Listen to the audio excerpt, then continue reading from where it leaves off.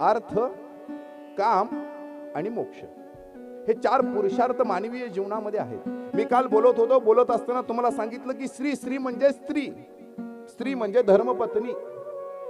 प्रत्येकाची असते, प्रत्येकाची आहे, पण ती स्त्री कशी असावी, धर्मपत्नी कशी असावी, एका मानवाला या 4ही पुरुषार्थाने परिपूर्ण आणि तृप्त करणारी स्त्री असावी.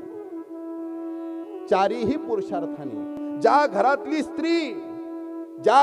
स्त्री धर्मपत्नी, जी आपल्या घरातली धर्मपत्नी आपल्या पतीला धर्म कार्य करण्यासाठी प्रवृत्त करते, जी धर्मग्रंथांना जाण्यासाठी प्रेरणा देते, जी अध्यात्म करण्यासाठी प्रोत्साहन देते, ती धर्मपत्नी, ती पत्नी असते. हो, ती पत्नी ती प्रवृत्त बनवते आपल्याला. कारण मानवाचा पुरुषार्थ प्राप्त करून देणारी स्त्री असते.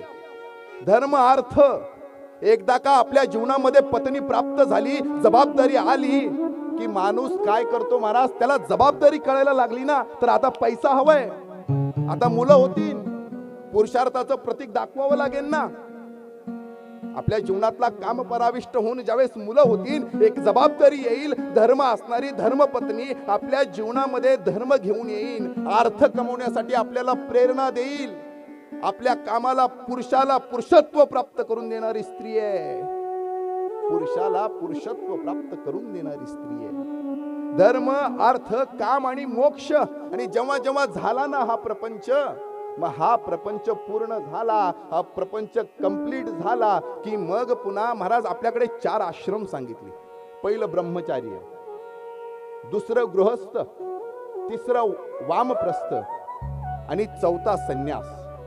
100 वर्षाचं जर कॅल्क्युलेशन केलं युगप्रमाणे, आपण 100 वर्ष जगलोच, तर पहिला असतो महाराज ब्रह्मचार्य जीवनामध्ये विद्यार्थी अवस्थेमध्ये आपण आपलं जीवन व्यतीत करतो.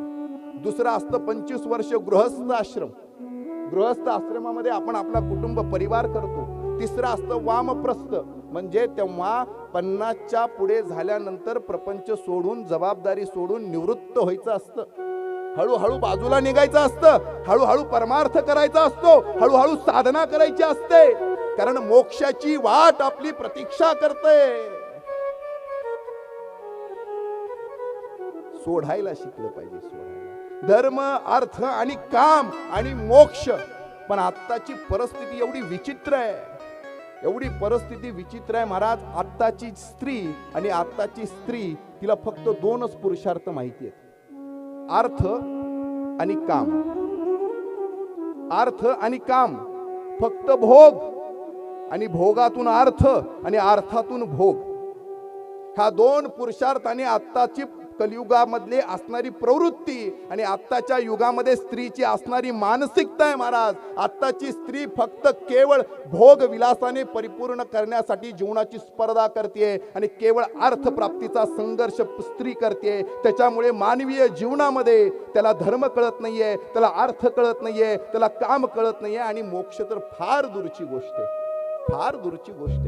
मोक्षाच्या दिशेने आपण उपेक्षित राहिलोय. हे 4 पुरुषार्थ आहेत मानवाचे. मानव म्हणून जन्माला आल्यानंतर आपल्या जीवनातला हा पुरुषार्थ आहे. पण या पुरुषार्थाला करून घेणारी स्त्री जी असते ना, 5वा पुरुषार्थ म्हणजे प्रेम असतो. 5वा पुरुषार्थ प्रेम आहे. आणि त्या प्रेमाच्या दिशेने, त्या प्रेमाच्या उद्दिष्टाने आणि त्या प्रेमाला शरण गेल्यानंतर मानवीय जीवन सर्वांगीण विकसित होण्यासाठी धर्म, अर्थ, काम आणि मोक्ष प्राप्त होतो आणि मानवाच्या जीवनाचा उद्धार होतो. तेव्हा उद्धार होतो. म्हणून महाराज, दुर्लभो मानुषो देहो देहिणाम क्षणभंगुर तत्रापि दुर्लभम म्हणणे वैकुंठम प्रिय दर्शनम. दुर्लभ असणारं शरीर, दुर्लभ असणारा सत्संग आपल्याला भगवत कृपेने प्राप्त होतो. बिनु सत्संग विवेक न होई, राम कृपा बिनु सुलभ न सोई. भगवंताच्या प्रभू रामचंद्रांची कृपा आपल्यावरती झाली आणि आपल्याला गुरु, आपल्याला धर्म, आपल्याला ग्रंथ आणि आपल्याला महाराज हा